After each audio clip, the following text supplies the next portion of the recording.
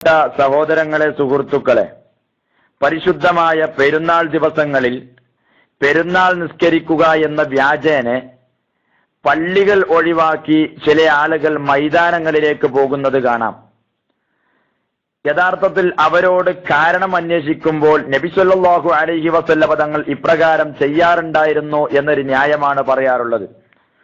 വാസ്തവത്തിൽ ഇതിന്റെ സത്യാവസ്ഥ പരിശോധിക്കുമ്പോൾ നമുക്ക് മനസ്സിലാക്കാൻ കഴിയുന്നത്, നബി സല്ലല്ലാഹു അലൈഹി വസല്ലമ തങ്ങൾ പെരുന്നാൾ നിസ്കരിക്കാൻ വേണ്ടി മദീനത്തെ പള്ളിയിൽ നിൽക്കാതെ മൈതാനങ്ങളിലേക്ക് പോയിരുന്നു എന്നത് സത്യസന്ധമാണ്. ഒരുപാട് ഹദീസുകളിൽ കാണാം. എന്നാൽ നബി സല്ലല്ലാഹു അലൈഹി വസല്ലമ തങ്ങൾ മൈതാനത്തേക്ക് പെരുന്നാൾ നിസ്കരിക്കാൻ വേണ്ടി പോയത് പള്ളിയിൽ നിസ്കരിക്കുന്നതിനേക്കാളും വലിയ ശ്രേഷ്ഠത പെരുന്നാൾ നിസ്കാരത്തിന് മൈതാനത്തിലാണ് എന്ന് മനസ്സിലാക്കിയിട്ടാണോ? ഈ ചോദ്യം വളരെ പ്രസക്തമാണ്.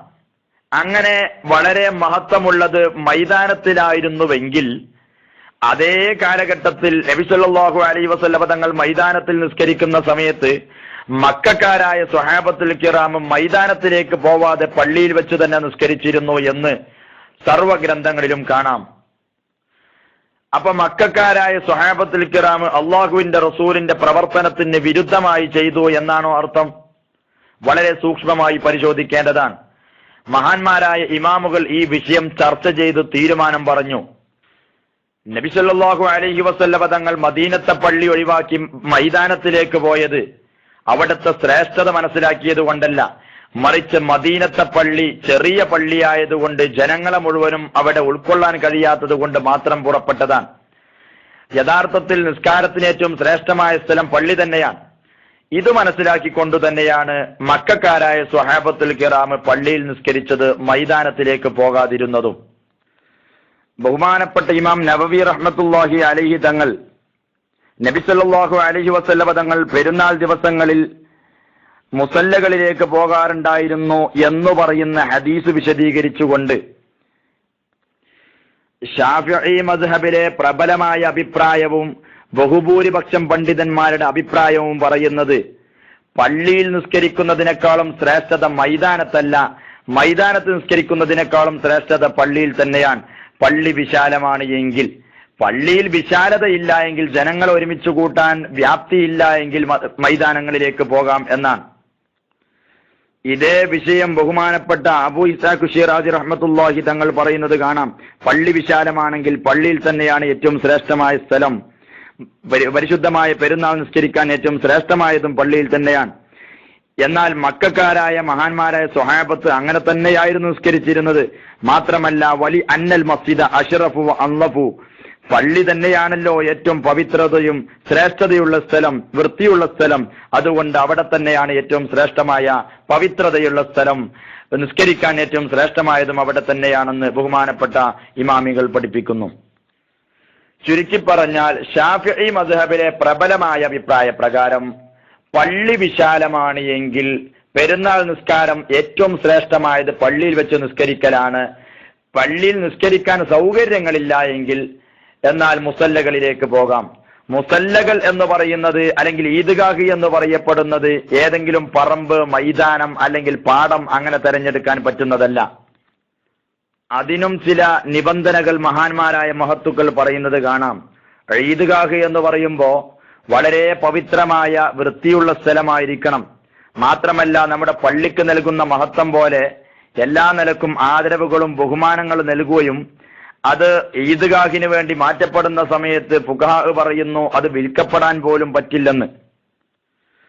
അതിനുവേണ്ടി പ്രത്യേകമായി തയ്യാർ ചെയ്യപ്പെട്ട സ്ഥലം തന്നെയായിരിക്കണമെന്നാണ് മഹത്തുക്കൾ പറയുന്നത്. എന്നാൽ ഇന്ന് മുജാഹിദുകളും ജമാഅത്തുകാരും അതുപോലത്തെ പുത്തനാശയക്കാർ ചെയ്യുന്ന ഈദ്ഗാഹുകൾ എന്ന് പറയുന്നത് ഒരു വർഷം മുഴുവനും ആടുമേയാനും പശുവിനെ കെട്ടാനും അതുപോലെ എല്ലാ തോന്നിവാസങ്ങൾക്കും ഉത്സവങ്ങൾക്കും സർക്കസുകൾക്ക് വേണ്ടി ഉപയോഗപ്പെടുത്തുന്ന മൈതാനങ്ങളോ പറമ്പുകളോ അന്വേഷിച്ചു പിടിച്ച് പള്ളികൾ ഒഴിവാക്കി എന്നിട്ട് പെരുന്നാൾ തലേന്നോ അല്ലെങ്കിൽ രാവിലെയോ അവിടെ പോയി കേവലം ഈദ്ഗാഹ് എന്ന് എഴുതി വെച്ച് കഴിഞ്ഞാൽ അത് ഈദ്ഗാഹുകളാവുകയില്ല, അത് ഏതോ ചില ഗാഹുകളെ ആവുകയുള്ളൂ. ഇത് നാം പ്രത്യേകം ശ്രദ്ധിക്കേണ്ടതാണ്. എല്ലാ നിബന്ധനകളും എല്ലാ ഷർത്തുകളും ഒത്ത ഒരു ഈദ്ഗാഹ് ഇന്ന് കേരളത്തിൽ ഉണ്ടോ? അല്ലാഹു അഅലം. ഏതായാലും പള്ളികൾ വിശാലമാണെങ്കിൽ പള്ളിയിൽ തന്നെയാണ് നിസ്കരിക്കേണ്ടത്. ഇനി പള്ളിയിൽ വിശാലമല്ല എങ്കിൽ ഈദ്ഗാഹിലേക്ക് മാറാം, പക്ഷേ അതിന്റെ എല്ലാ ഷർത്തുകളും നിബന്ധനകളും ഒക്കണമെന്നത് വളരെ കൃത്യമാണ്. എന്നാൽ ഇന്ന് പുത്തനാശയക്കാരുടെ ഈ മൈതാനങ്ങളോ മൈതാന നിസ്കാരങ്ങളോ ഒരു നിലക്കും ഒരു ഷർത്തും ഒക്കാത്തതാണ്. മാത്രമല്ല ഇന്ന് മുജാഹിദുകളും ജമാഅത്തുകാരും അവരുടെ സ്ത്രീകളെ കൂടെ കൂട്ടിക്കൊണ്ടുവരുന്നത് കാണാം. സത്യത്തിൽ നബി സല്ലല്ലാഹു അലൈഹി വസല്ലമ തങ്ങളുടെ വാക്കിന് നേരെ വിരുദ്ധമാണിത്. ഹബീബായ തങ്ങൾ സ്ത്രീകൾക്ക് എല്ലാ നിസ്കാരത്തിന് വേണ്ടിയും വീടാണ് ഉത്തമമെന്ന് പഠിപ്പിച്ചതാണ്. വബുയൂത്തുകുന്ന ഖൈറുൽ ലഹുന്ന, വീടാണ് അവർക്ക് ഉത്തമമെന്ന് പഠിപ്പിച്ചതാണ്. എന്നാൽ വീട്ടിൽ നിസ്കരിക്കലാണ് ഉത്തമമെന്ന് പഠിപ്പിച്ച നബി സല്ലല്ലാഹു അലൈഹി വസല്ലമ തങ്ങളുടെ വാക്കിന് വിരുദ്ധമായി മൈതാനങ്ങളിലേക്കും പള്ളികളിലേക്കും കൊണ്ടുവരുമ്പോൾ റസൂലുള്ളാഹി തങ്ങൾ പഠിപ്പിക്കാത്ത എന്തു നന്മയാണ് അവിടെയുള്ളത് എന്ന് നമുക്ക് ചിന്തിച്ചിട്ട് മനസ്സിലാകുന്നില്ല. ഇനി ശാഫിഈ മദ്ഹബിൽ തന്നെ പ്രബലമല്ലാത്ത അപ്രബലമായ ഒരു അഭിപ്രായമുണ്ട്. പള്ളിയെക്കാളും പെരുന്നാൾ നിസ്കാരത്തിന് മൈതാനമാണ് ഏറ്റവും ശ്രേഷ്ഠമായത് എന്ന ഒരു അപ്രബലമായ അഭിപ്രായമുണ്ട്. എന്നാൽ ഈ അഭിപ്രായം മാനിച്ചിട്ടാണ് മുജാഹിദുകൾ ചെയ്യുന്നത് എന്ന് പോലും പറയാൻ ഒരു നിലക്കും നിർവാഹമില്ല. കാരണം ഒരു മദ്ഹബിനെയും സ്വീകരിക്കാത്ത ഒരു വിഭാഗമാണ് മുജാഹിദ് ജമാഅത്ത് പോലെയുള്ള പുത്തനാശയക്കാർ. അവർക്ക് ഷാഫി മദ്ഹബിലെ അപ്രബലം പോയിട്ട് ഒരു പ്രബലമായ അഭിപ്രായം പോലും തൊടാൻ അവകാശമില്ല. കാരണം അവർക്ക് മദ്ഹബ് സ്വീകരിക്കാത്ത ആളുകളാണ്, സ്വന്തമായി വിധി കൽപ്പിക്കുന്ന വിഭാഗമാണ്. അതുകൊണ്ട് അത്തരം ആളുകളെ പ്രത്യേകം ശ്രദ്ധിക്കുകയും പള്ളികളിൽ വന്ന് പരിശുദ്ധമായ പെരുന്നാൾ നിസ്കാരം നിസ്കരിച്ച് പുണ്യങ്ങൾ കരസ്ഥമാക്കുകയും ചെയ്യണമെന്ന് സ്നേഹത്തോടെ ഉണർത്തി. അസ്സലാമു അലൈക്കും വറഹ്മത്തുള്ളാഹി തആല വബറകാതുഹു. www.hubburrasool.net